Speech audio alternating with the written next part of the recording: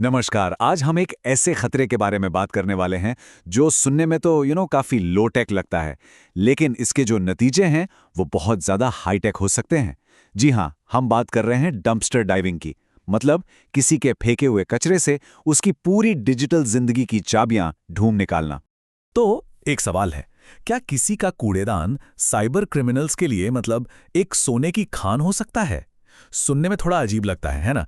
लेकिन ये सवाल बहुत ही सीरियस है।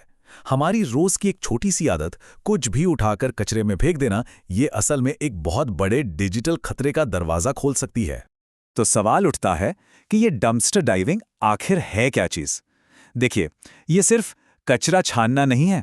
नहीं, ये असल में एक तरह का सोशल इंजीनियरिंग अटैक है। इसमें होता यह है कि धोखेबाज किसी के फेंके हुए कचरे से सेंसिटिव जानकारी निकालते हैं। अब वो जानकारी कुछ भी हो सकती है, पासवर्ड्स, अकाउंट नंबर्स या कोई भी ऐसी पर्सनल डिटेल जिसका इस्तेमाल करके वो पहचान चुरा सकते हैं या फिर किसी को भी धोखा दे सकते हैं। और एक बात समझनी होगी, ये सब कुछ अचानक नहीं होता। ये कोई रैंडम एक्ट नहीं है। नहीं, ये एक पूरी सोची समझी साजिश होती है। हमलावर इसे बकायदा 5 स्टेप्स में अंजाम देते हैं, बिल्कुल किसी फिल्म की चोरी की प्लानिंग की तरह। तो सबसे पहला स्टेप है जानकारी जुटाना। मतलब वो अपने टारगेट के बारे में पूरी रिसर्च करते हैं। फिर आता है स्टेप 2, निगरानी। वो पता लगाते हैं कि भाई कचरा छानने का सही टाइम और सही जगह कौन सी है। इसके बाद शुरू होता है असली काम, खोज और प्राप्ति, जहां वो असल में कचरे में हाथ डालकर काम की चीजें निकालते हैं। चौथे स्टेप में जो भी जानकारी मिली है उसे एनालाइज किया जाता है, उसके पैटर्न समझे जाते हैं। और फिर आता है फाइनल स्टेप, उस जानकारी का इस्तेमाल पहचान की चोरी या फिर खतरनाक फिशिंग अटैक्स के लिए किया जाता है। तो ये तो हो गया कि वो ये सब करते कैसे हैं, लेकिन अब असली सवाल ये है कि वो ऐसा करते क्यों हैं? मतलब आखिर किसी के कचरे में ऐसा क्या मिल सकता है?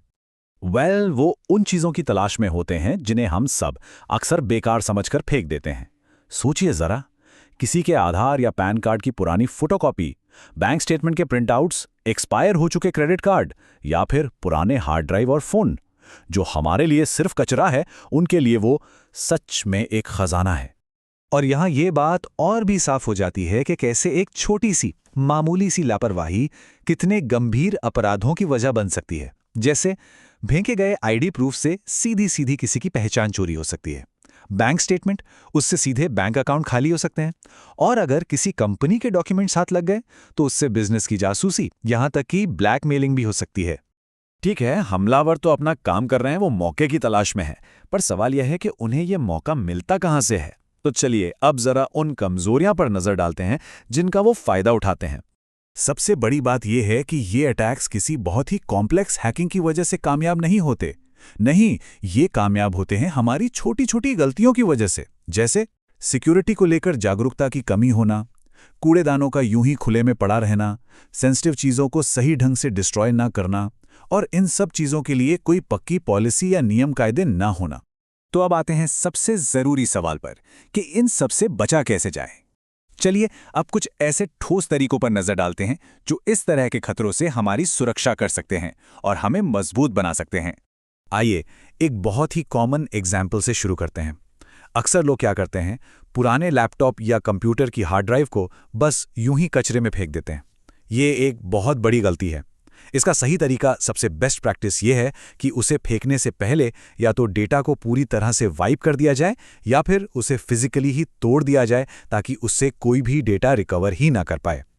अब बात करते हैं कागजों की। जी हाँ, आज भी पेपर एक बहुत बड़ी कमजोरी है। तो करना क्या है? सबसे पहले जितने भी सेंसिटिव डॉक्यूमेंट्स हैं उन्हें फेंकने से पहले श्रेड करें, मतलब मशीन से उनके छोटे छोटे टुकड़े कर दें।